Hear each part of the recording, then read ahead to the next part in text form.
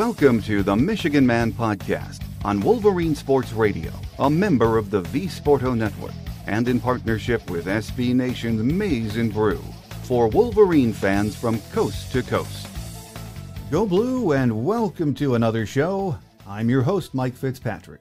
Football season is officially over now after last night's national championship game. Even though we wanted Michigan to be in that game, it was at least nice to see someone other than Alabama claim the crown. Today we're going to talk Michigan hoops. Our guest is beat writer James Hawkins from the Detroit News. First, a few news and notes to get us started. Yes, football season is over, and we are waiting to see what happens with Jim Harbaugh. A lot of national media folks claim they know what's next for Jim based on what their sources are telling them. Meanwhile, back at the ranch here in Ann Arbor, writers like Chris Ballas and John U. Bacon are saying they have no idea what Jim is going to do, and they are really connected. So let's just wait and see how it plays out. My hunch is Jim will make his decision soon. Maybe even before this show goes live tonight, you never know. So stay tuned, as they say. Now it's time to turn our attention to winter sports for a while. Most of us have been so involved with football that we have only been casually paying attention to Michigan hoops. We know the team lost some huge pieces from last year's squad, but returned Hunter Dickinson, Eli Brooks, Brandon Johns Jr., and others. Couple that with one of the best freshman classes in the country coming in this year, and we thought we would pick right up where we left off last year. Sometimes it works that way, quite often it doesn't. My guest today says as of now, Juwan Howard and his team are on the outside looking in as far as the NCAA tournament is involved. There is still time to right the ship, but a sense of urgency will be required. Joining me on our game day segment this week is beat writer James Hawkins from the Detroit News. So stay with us.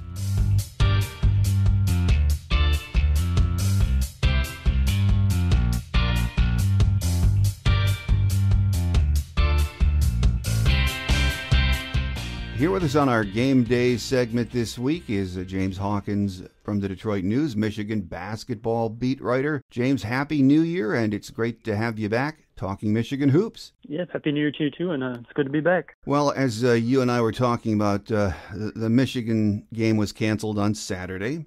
Purdue for Tuesday, that's today when we're taping. Right now, it seems like COVID will once again be a huge concern for college basketball all winter, doesn't it? Yeah, I mean, obviously we're still this pandemic and still going through it, and saw last season what it was like trying to navigate through the college basketball season while playing in a pandemic, and we saw the schedules throughout the country being altered and games being postponed and delayed and all sorts of stuff, and obviously that's starting to pop up on a more regular basis now, I guess, over the last few weeks. And I mean, obviously, last season Michigan went through it. They had the 2-week athletic department shut down, although the basketball team didn't have any positive cases within their program during that time. But I mean, this season, obviously, Michigan now they're dealing with their own sort of COVID outbreak, and it's led to Michigan having to postpone 2 games at the most inopportune time, really, because these are, I mean, the home games against Michigan State and Purdue. I mean, those are games that Michigan needs and that they want to play, because you look at what Michigan has done so far this season. I mean, their resume through non-conference play is very underwhelming, and I mean, these are 2 games that they want to play because they need to pick up significant wins to improve their resume. So I just think the whole outbreak for Michigan just came at an inopportune time, and I know there's a lot of fans that are spinning conspiracy theories about Michigan ducking these opponents, but I think, these are games that, Michigan wants to play and they need to play, like I said, just because, at 7-6 and they're already on the outside looking in for the NCAA tournament. So, just this outbreak for Michigan kind of just hit it like the worst time, because this was supposed to be a stretch in the season where, it could be revealing, and it could have, a couple wins here, and it could have, maybe changed the direction of where the season was heading for Michigan. Well, some of my listeners seem to be confused about what's happening with the COVID scheduling, and they've been emailing me. They're wondering, are games rescheduled, postponed,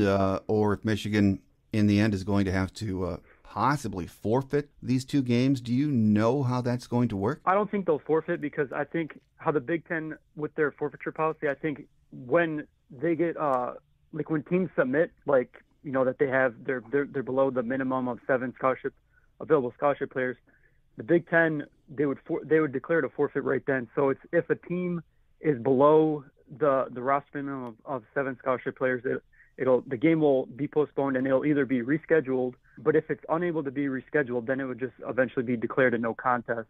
But the problem with the scheduling with this is, I mean, if you remember last season, the Big Ten, when they put out their schedules, they kind of built in those gaps where games could be made up because they thought, there was going to be postponements in games having to get rescheduled and shifted and everything. This season, that's not the case. There's not those gaps in the schedule for teams. So that's going to be the challenge moving forward. I mean, because, every week Michigan, they have 2 games scheduled already. So that's just going to be the problem is finding a gap or finding a way for these 2 games to get made up. Because like I said, obviously these are games Michigan wants to play and they need to play. They need chances to pick up, these quad 1 wins, these big wins. So who knows what's going to happen the rest of the season? There could be other programs could have outbreaks, other games could get postponed, and they could, open up a date for, Michigan to make up one of these games. But as of now, under the Big Ten's forfeiture policy, like I said, I mean, if the Big Ten made the decision to postpone the game, because if it was going to be a forfeit, they've already done it. So now that they were under the minimum of scholarship players, and they agreed to postpone the game, the worst outcome is that if they're not able to make up the games, that would just be declared a no contest. Well, now that football season is over, more of the Michigan fan base is turning their attention to basketball here in January. Well aware the team has been struggling. Maybe they haven't seen a lot of the games so far. And they're probably wondering, with all of the returning talent and that great freshman class, what's going on? And how would you answer that for them? Yeah, I mean, obviously heading into the season, the expectations were sky high. I think, Michigan was ranked, number 6 in the preseason rankings or something like that. Mm-hmm. And like you said, yeah, I mean, they have, they're returning Hunter Dickinson, who's a consensus All-American. They're returning Eli Brooks, who took advantage of the NCAA's extra year of eligibility because of the COVID outbreak. They bring in, one of the top recruiting classes in the nation, led by 5 stars, Caleb Houston and Musa Diabate. They brought in Devontae Jones, who was, many thought was going to be better than what Mike Smith was last year as another great transfer guard. There was the hope that Brandon Johns Jr. was going to take that next step, and maybe build off, that stretch of play he had in the NCAA tournament where it was arguably the best he's played throughout his career. So I think, looking at, on paper, heading into the season, I mean, it looked like Michigan had all the parts to be one of the top teams in the country. But, I mean, as we've seen over these first 2 months of the season, things just haven't come together. Just the pieces haven't really been put in place. And I think, I mean, you could sit there, you could say, what's went well for Michigan this year. I think the only thing you really point to is just that Hunter's been playing well. He's been consistently playing well. I mean, outside of that, I really don't know what else you can point to.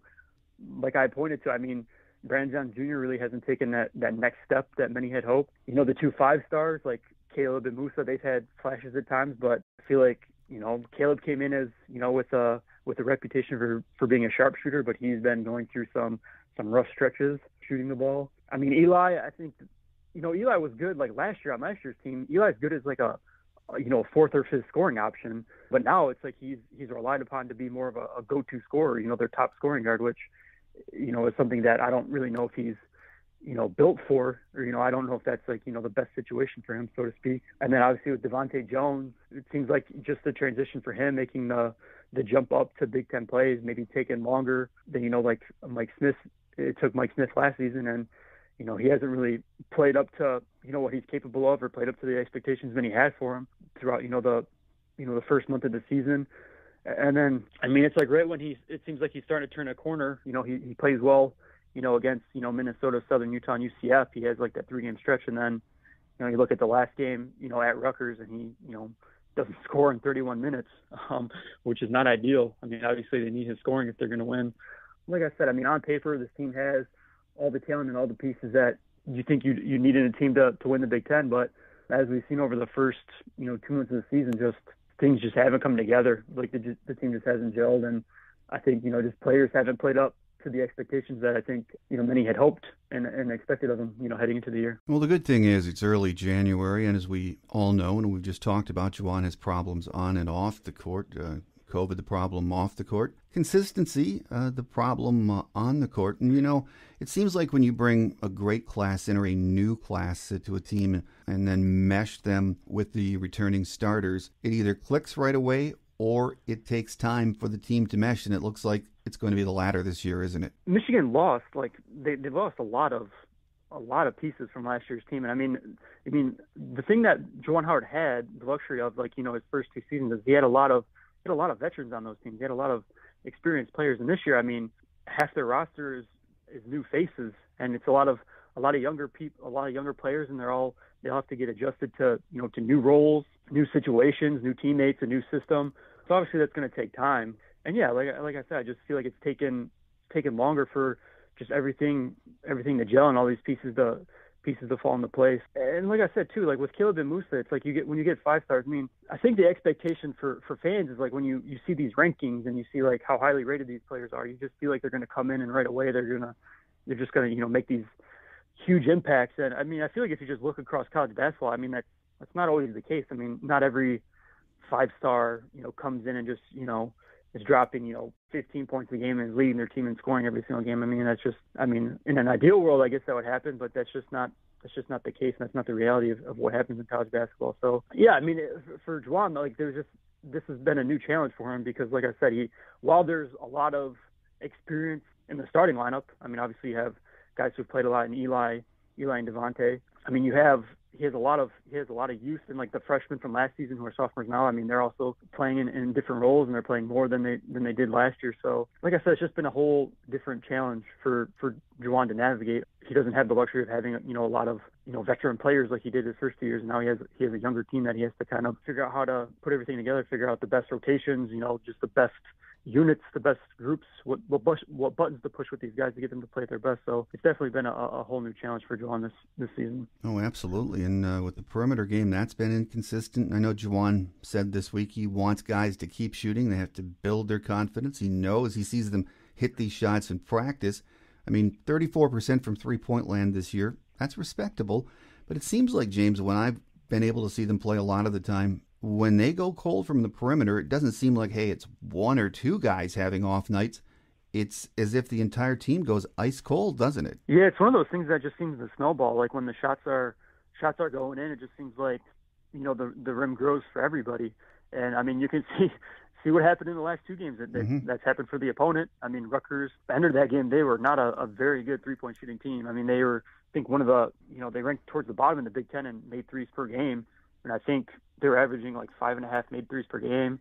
And I mean, within like the first 8 minutes of that game, I think they made 5 threes. And you just kind of see the effects of like once you get a couple guys just make shots early and the team just kind of gets hot right off the bat. You just see how that can kind of snowball and just trickle down.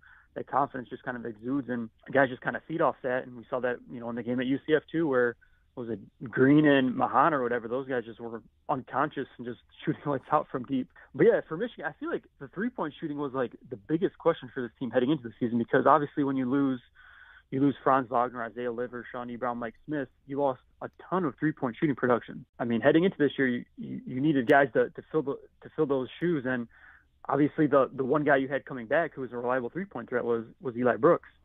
And I mean, looking at the team stats now, I mean, he's been one of the only consistent 3-point threats that they've had. I mean, Devontae Jones, I think he's shooting 45% from three, which is good. But I mean, it's not like he's shooting at the same volume as Eli. And the thing with him too is he kind of had the same teams have kind of done the same thing defending him as we saw with Xavier Simpson. When teams are daring him to shoot, they're going under screens and kind of just forcing him to kind of shoot that three. And we saw that in the Minnesota game where he was kind of hesitant to take those shots. But I mean, if teams are going to do that, the rest of the Big Ten season, Devontae is going to have to, have the confidence to step up and make those shots. And then as we've seen with, like I said, with Caleb Houston, he came in as, with this reputation for being a 3-point threat. That was like the strength of his game. And I mean, he's gone through a couple of these tough stretches. Like he had, like early on in the season, there was like a 3-game stretch where he made 1 3. He was like 1 for 14. And then, it just seems like, he was starting to turn a corner. I mean, you look at San Diego State, Nebraska, he made 4 threes in each of those games. And now you look over the last 4 games, against Minnesota, Southern Utah, UCF, and Rutgers, he's 2 for 17 from 3-point range, which isn't going to cut it. But yeah, like you alluded to, I mean, you look at Michigan's losses, and you look at what they shot from 3-point range.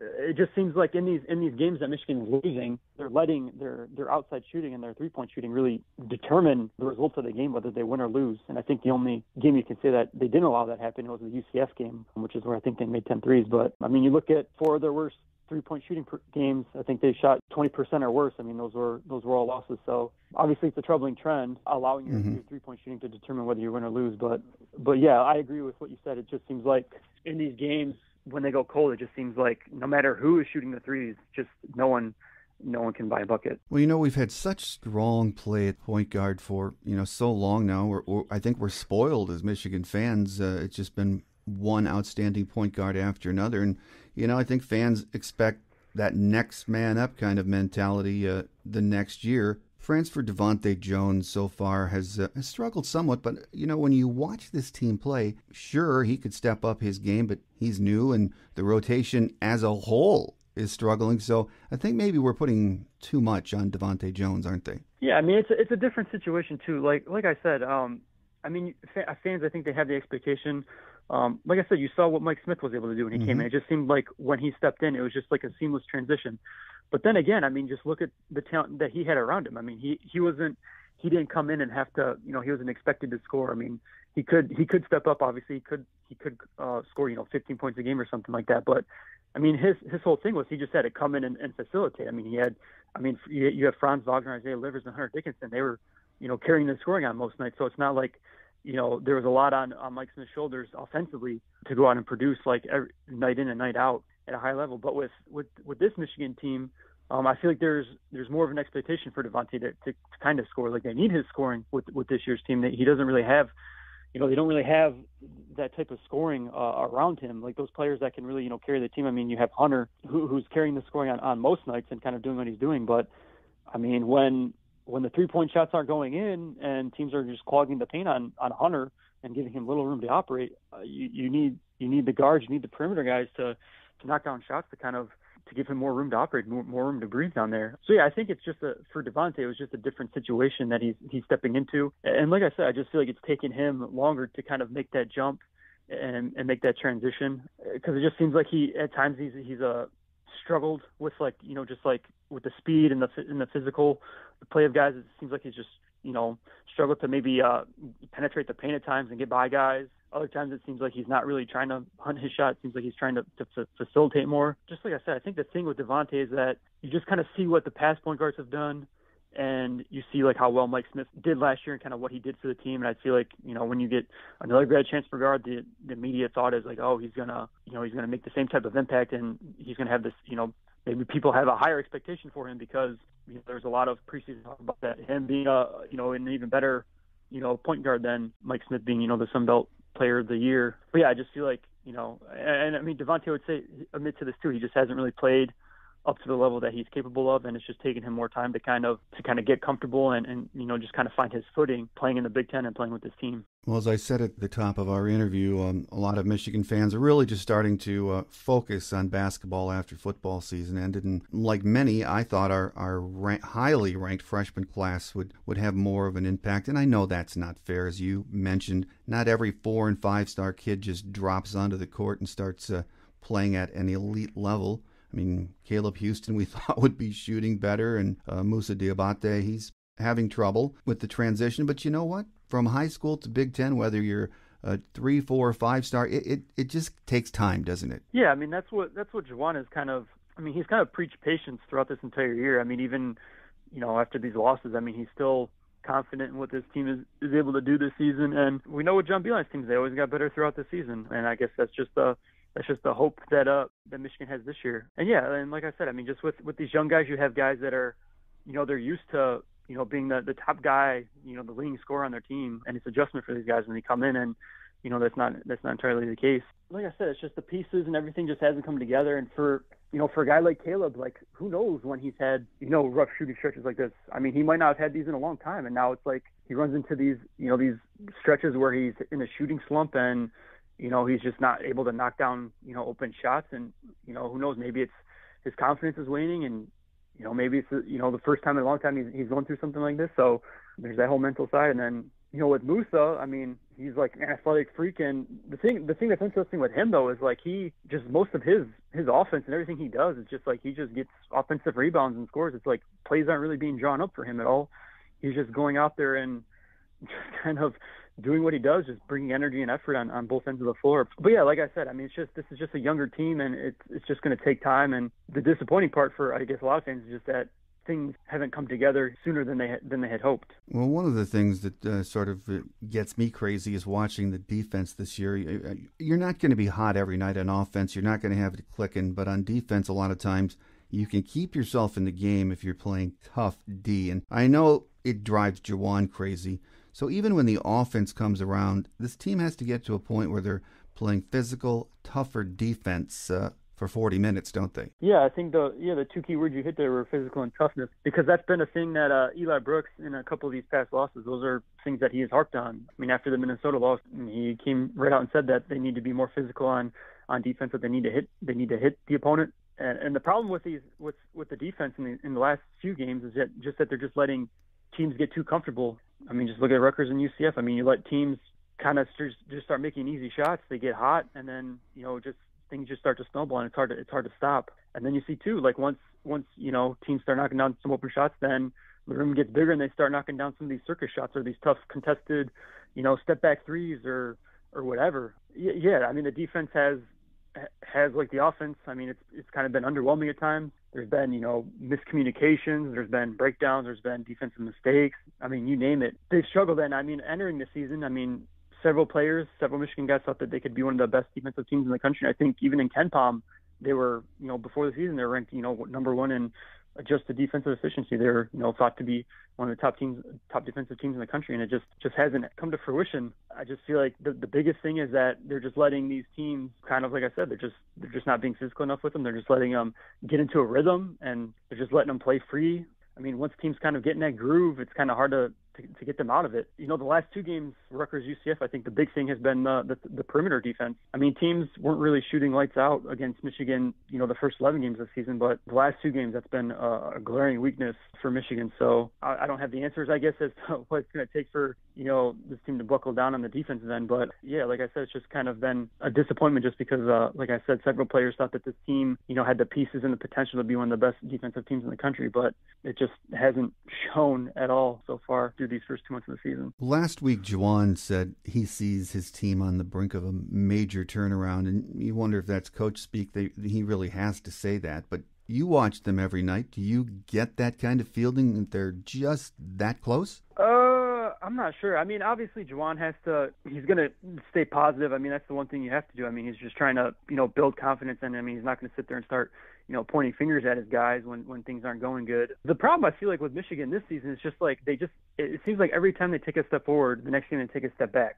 Like they just haven't been able to consistently play well game after game. It just seems like they play well one game, and then it's, the next game something happens that just sets them back. It's like early on maybe they're struggling with turnovers, and then the next thing it's like, teams are just shooting lights out from 3-point range. I mean, just based off what we've seen so far this season, I don't know. I haven't seen anything that's going to tell me that they're going to turn things around. But like I said, who knows what would have happened? I mean, you have these, if the game against Michigan State doesn't get postponed, I mean, rivalry games, I mean, we all know you can throw the records and the rankings and all that stuff out because, I mean, there's going to be the intensity. Obviously, Michigan's going to come out and give everything they got. They have the advantage of home court. Who knows? Maybe they win that game. That could just spark them. They could just turn the season around right there. So it's hard to say, but I mean, just based off what we've seen from this team so far this year, I don't think that. I mean, as of now, I don't think that they have what it takes to be a tournament team. But like I said, a lot of things can change. I mean, who knows? Maybe they start finally knocking down outside shots. Maybe Caleb Houston starts knocking down, like 4 or 5 threes a game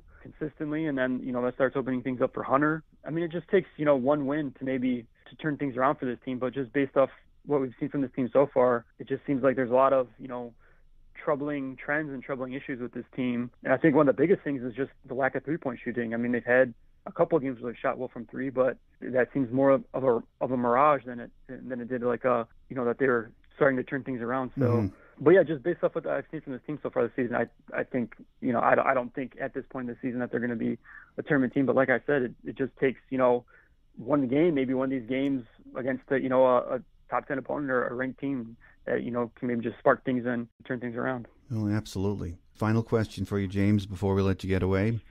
We know Juwan Howard and his staff, they're not going to panic. He's going to stay positive.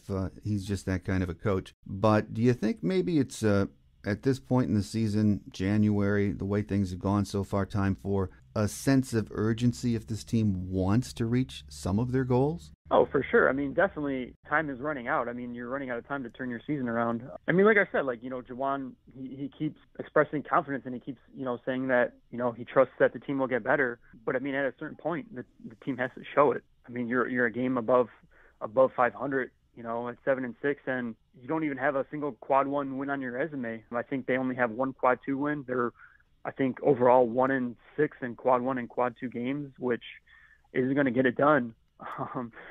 And yeah, I mean, you can, like I said, you can say, that you feel like, this team is capable of great things and they're capable of, going on a run and, that they're not hitting the panic button yet. But I mean, at a certain point, I mean, once you're getting here, I mean, middle of January, you got to start showing results. I mean, there's got to be more actions than words at that point. Because, yeah, I mean, they're running out of time to kind of turn things around. I mean, if they get off to a bad start here in Big Ten play, it's going to be hard to turn things around. And I mean, obviously, if they want to make the tournament, you got to start picking up some quality wins. And who knows? I mean, even if they go 10-10 in Big Ten play, who knows if that's even going to be good enough for them to make the tournament? Just because, like I said, their non-conference schedule, I mean, the only good win they have is San Diego State. So, I mean, you got to hope that San Diego State plays well the rest of the season, so that one kind of holds up. But yeah, I mean, you can only sit here and say that you think the team is going to get better. You trust they're going to get better, and you think they're capable of good things. But I mean, at a certain point, the team has to start showing it. And up to this point in the season, the Wolverines haven't. Well, again, the good thing is there's plenty of time left, and we get this COVID situation under control. Maybe get a big win against the Illini, and one game might turn the tide. We shall see, but it's going to be interesting. Here with us today on our Game Day segment has been beat writer James Hawkins from the Detroit News. And again, James, great to get you back talking Michigan hoops, and I'm sure we will have you back soon. So, again, thank you for your time. All right, sounds good. Take it easy, Mike.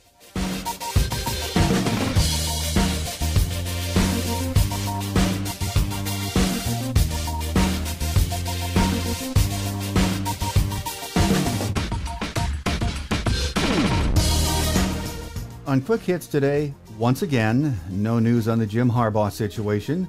My guess is we'll hear from him in the next few days.